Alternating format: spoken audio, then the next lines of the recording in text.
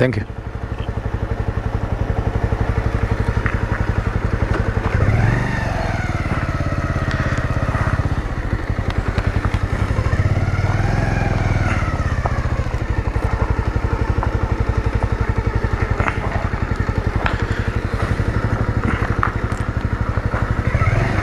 అమ్మా, చిన్న ఆర్డర్ ఏదో చేద్దాం అనుకుంటే ఇంత పెద్ద ఆర్డర్ వచ్చింది. ఇంకా చాలా అలీలో ఉన్నా. ఇక్కడ నుంచి ఆర్డర్స్ వస్తాయా రావా చూద్దాం. టైం వచ్చేసి 2:36. మొత్తం నిర్మానుషంగా ఉంది ఇక్కడ. ఒక్కడు